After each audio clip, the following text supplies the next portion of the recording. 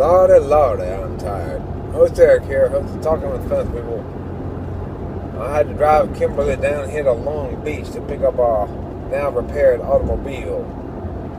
And I thought I'd make a video on my return trip here alone in the car. So, I have a few different topics I want to talk about. The first thing I want to talk about is the relationship video stuff. And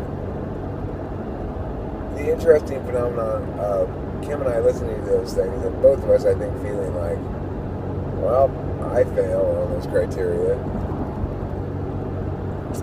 But of course, it made me think, well, what does one actually need from a woman in a relationship? What do I need from a woman? And what you need are the real deal breakers, as far as I'm concerned. You need honesty, and you need fidelity. You need loyalty, too.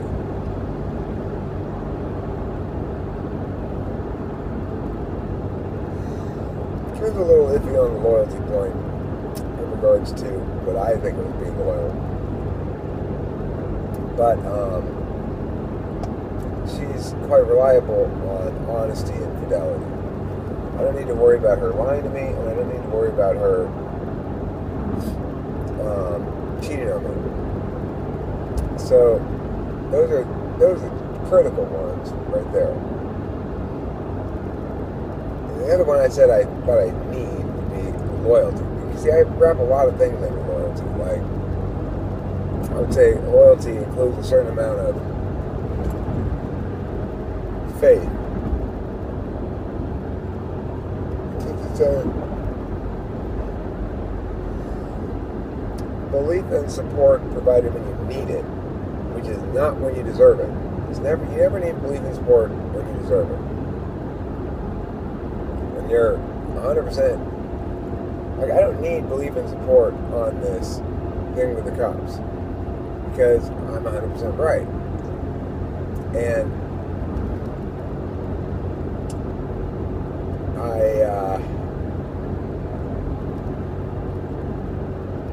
it's not like I'm flailing around, failing, struggling to deal with everything. I need your faith and support in this time of trouble. I need it when things aren't going well, or when I have doubt in myself about something. Things that are matters of logic and argumentation, I don't typically have any doubt about. I know whether I'm right or not. I know how right. There's a rhetorical slope that the wrong can use. If a wrongness can successfully scale the rhetorical slope of that goes against them. Because the thing is, wrong arguments are harder to make than right arguments. You can still win with them, but they rely on your opponent being not as good as you. I could win with all sorts of weak arguments in all sorts of contexts if I wanted to or tried to, but only assuming that I'm dealing with people who are not as good at it as I am. I'm not the best in the world. I have seen debaters, like real actively competing competition flow debaters, high school students, seniors in high school and stuff. They're the most deadly of all arguments, really. Maybe college debate, but college policy is, I actually think high school policy is stronger. So, but having said that, that's assuming that there's some sort of time constraint and it's purely competitive. If you give us the opportunity to be expansive about things, we'll probably win most of those arguments, even with the best debaters, because if we're having an argument, an authentic argument, where it's like, I'm arguing with you because you're wrong and I disagree with you, well, then obviously I'm almost always going to win those arguments because my positions, to the extent that they differ from those other positions that I'm disagreeing with, are stronger arguments always. Otherwise I wouldn't have that position. I might still learn some things like, oh shit, I thought this was the strongest position, but actually Joe here just made this point that I hadn't considered. That happens every once in a while. But the thing is, because I will then shift positions and adopt, unless it destroys a whole bunch of links, in which case I'm going to have to adapt. But I will make changes. I'm not going to allow myself to persist in a state of vulnerability to defeat like that. So my positions have been continually updating and adjusting and becoming more and more fit as argumentative positions for the last 20 years or so. And as a consequence, I'm hard to beat in an authentic argument, because even if you're better than me, if you're authentically arguing with me, there's a very high likelihood you're also wronger than me. So, and I'm good enough that if I'm genuinely right, and have the opportunity to extend the discourse out, then I'll win. At least I'll win on my own metrics, which is what really matters. The thing is, I don't necessarily have to win the decision if I won the argumentation. If I have a chance to say my piece and make it clear that you can decide whatever you're going to decide because you're the decider and you have the power, but you're going to flail mightily to justify it if it disagrees with my thing. If I'm going to the mat over this, you're gonna have a hell of a hard time fucking justifying it. Otherwise, I wouldn't go to the mat. I already know what your best possible approaches are, so I don't go to the mat unless I don't see any clear way for you to defeat me on the argumentation chains. It doesn't mean you won't win because the decider likes you more, so you get better FE, or because the decider is deciding with his feelings because he just has to do something, or some bullshit like that. It may be the case the decider just simply cannot shift out of a TE kind of impacts-based calculus, or whatever the reason is. But because TI is objective, I'm able to go, well, I objectively won. So should it ever get revisited, somebody say, well, did you lose? I'll say, well, I lost the decision, but I didn't lose the argumentation, obviously, because they're wrong. And I can't stop other people from making decisions on the wrong criteria. I can argue that they oughtn't, and I will make that argument. I can argue that if they do what they might do, then they are wrong for the following reasons. In other words, try to spike stuff out, and I may successfully spike it out, but they may do that anyway, and then just sort of equivocate over why. Be that as it may, I'll still feel like I won if all my points are standing, none of them were answered, both parties had an opportunity to exchange their positions, then I'm going to feel like I won whether or not, regardless of what the decider says. I know. I can tell. I'm an objective decider about my own shit. I know when I win and when I lose. If I'm heated, if I'm like all wound up, I might not admit it right away if I lost. It took me a couple days to admit I lost to Kestrel on an FE battle one time. I mean, it was a TI battle, but it was about FE shit.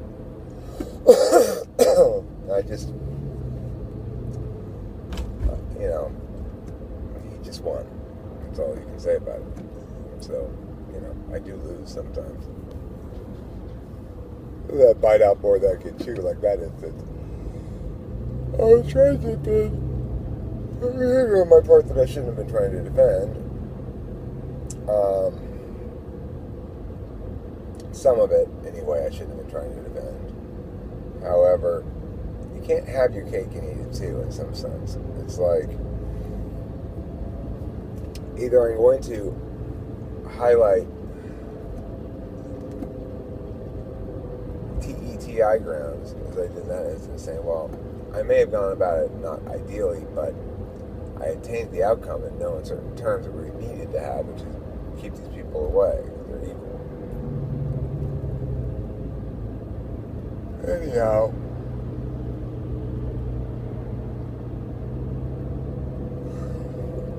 I wonder what Kim really needs in a relationship. Because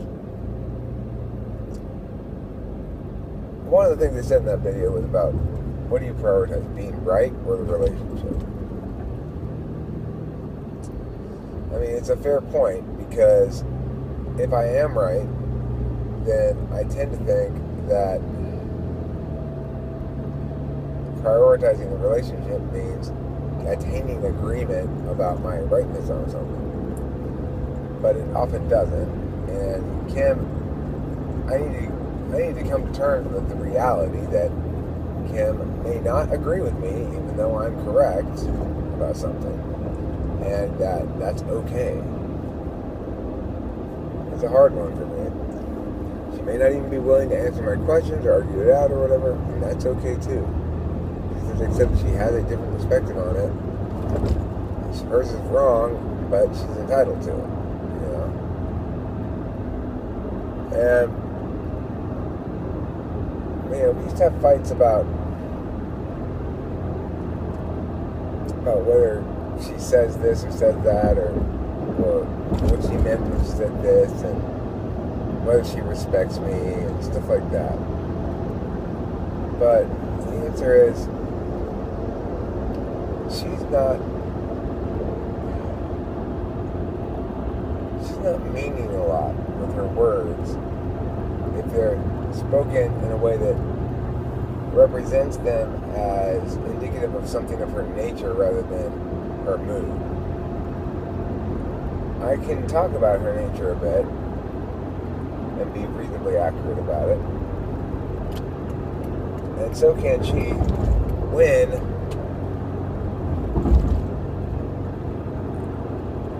we're not fighting, when there's nothing on the line. But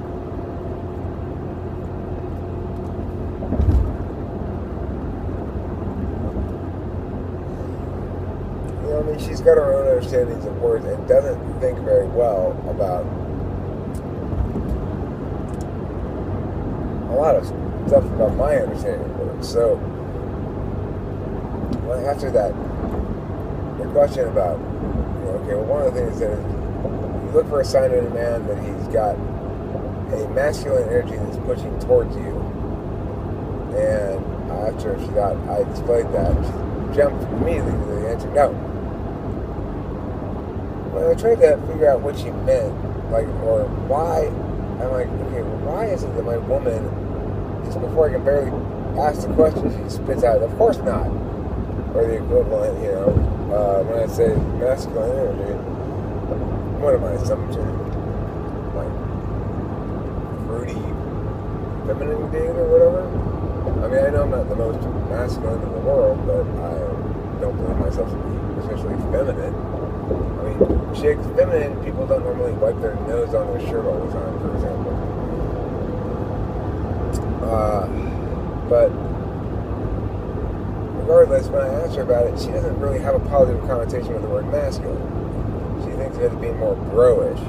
She's not listening to the precise words being spoken, so she's not internalizing the definition that these people are providing for masculine energy and utilizing that in providing her answer. Because if she had utilized that, she would have jumped to the answer yes, because the way they're describing masculine energy is basically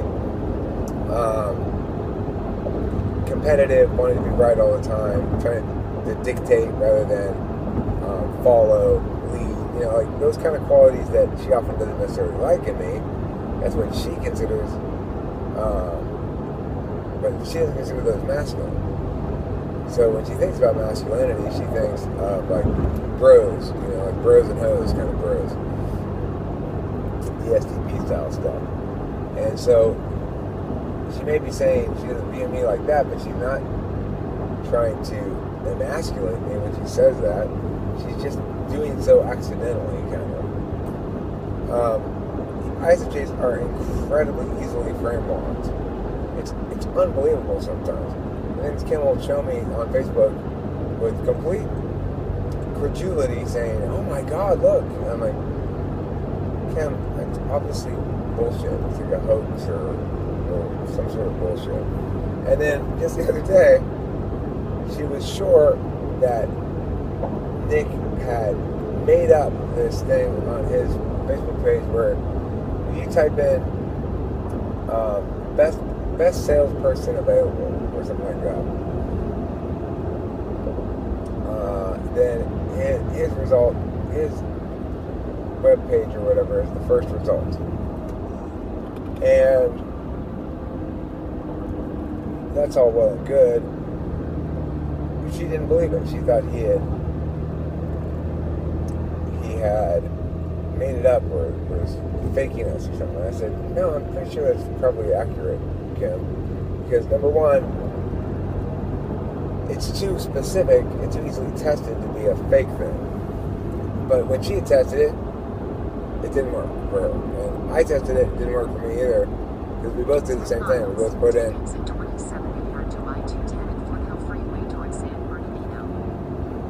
we go on the 210? That's the best way to get home? Okay. You say so. I'll trust your word for that phone. Anyway, we both typed in salesman instead of salesperson.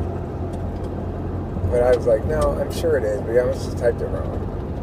The reason is because I understand all the implications of putting something like that up there in terms of sustainability. If it's a claim, it's an easily tested and falsified claim if it's false. So my gut was saying it's definitely accurate.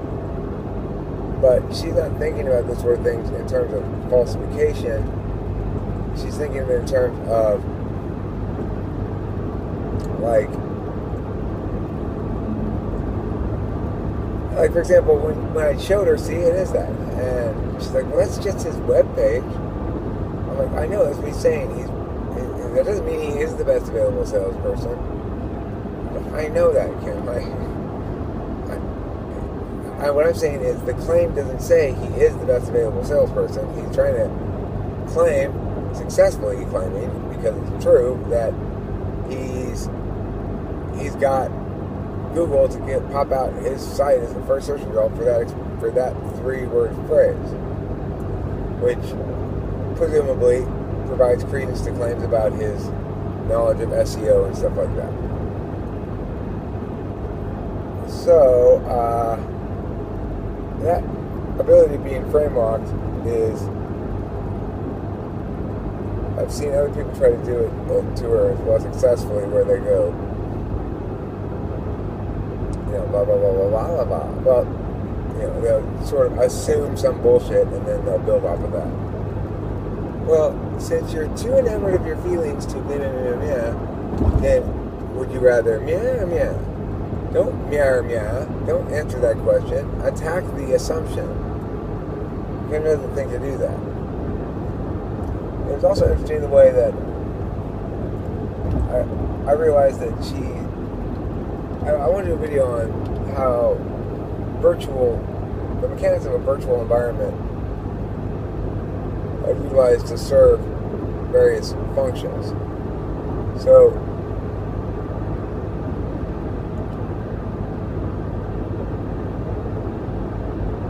for Kim, she uses it to attain the NE she seeks all the time, and what she's doing is she's looking at different pictures of the ways that people did chicken coops and seeing all the different ideas that other people have had about how to paint them and how to decorate them and all that kind of stuff, and that it relieves her of the need to generate ideas of her own all the time. So, how much do you need extroverted intuition to get by successfully in life is very little. You don't need it at all, really, because even ISTPs and ISFPs manage to make it through life without dying from lack of creativity. You need a lot less in the age of the internet. In fact, the only good it does you in the age of the internet, really, where so many different ideas are available at any given moment, is it does you good if you want to manifest yourself as a creator. It was interesting to me talking to Mikey Mike, him saying he's got several hundred songs on his laptop. Well, so do I. I've got hundreds and hundreds. And I understood his process. I understood his process as being one of doing the NI as part of the SE.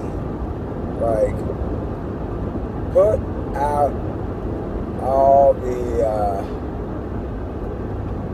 ideas in front of you, and then let the NI sort of process, well, this one's good, this one's not good, whatever. Rather than doing the NI and then the SE, which is kind of how it's supposed to be. So, the computer also helps with SI a lot. So, Google Calendar, email, all those various things that help you to keep track of your shit, that's all SI help. And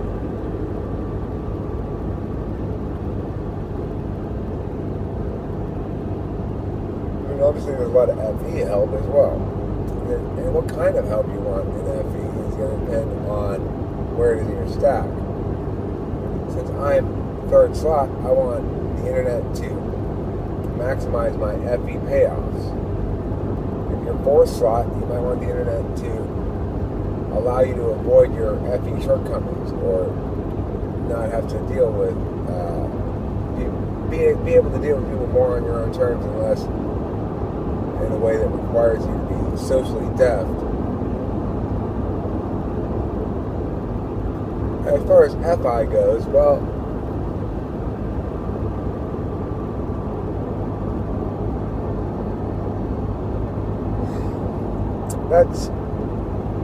everything is equally susceptible to FI except for people and animals. So, like, living agents are more susceptible to FIing, getting attached to, or,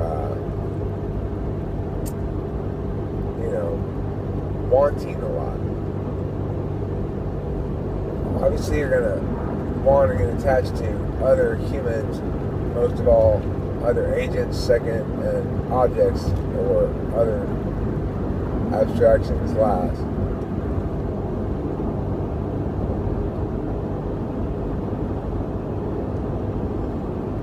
TE is massively assisted by the internet. FE people had to learn to prioritize FE. 2 miles, take exit 27 onto I-210 Foothill Freeway towards San Bernardino. Had to learn to prioritize FE in contexts where they normally had historically not. So when Google started becoming like the predominant search engine and stuff, FE people would always be like, what's blah, blah, blah? Ask another person something that they can just Google just as easily. And people would be like, Google it. So they'll send them a link that says, it's just like their question they asked, but asked in Google, Like, this is how you answer these, you ask me. Well, FE people default initially to asking somebody else what to do when they have any kind of problem. So when Kim and I finished up at Paulie's Pies, we were wherever we had dinner near the Mini dealership. She got in the car, she got in the Mini, I got in the FJ. I left first, I was driving away, and she called me as I was driving away and said, how do I get home? She said, you ask your phone, the same as I did. Because the thing about it is, I know how to get home from there, but I'm not sure what the fastest route is.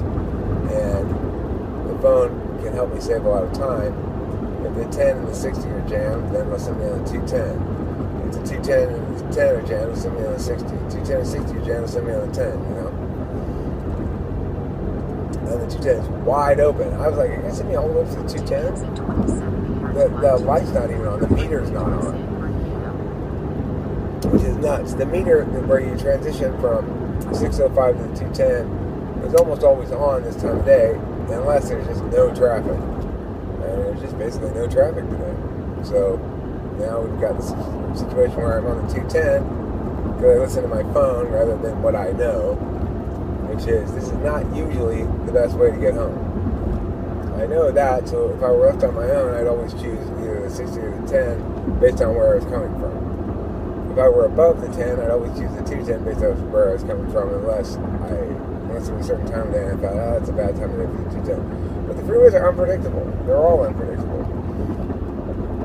I travel these freeways all the time, and it just depends on the day, random shit, and other factors. And other factors, okay, I don't need any more directions now, because there's no other possible, like preferable routes that it might redirect me. Thanks for watching. Don't forget the branches.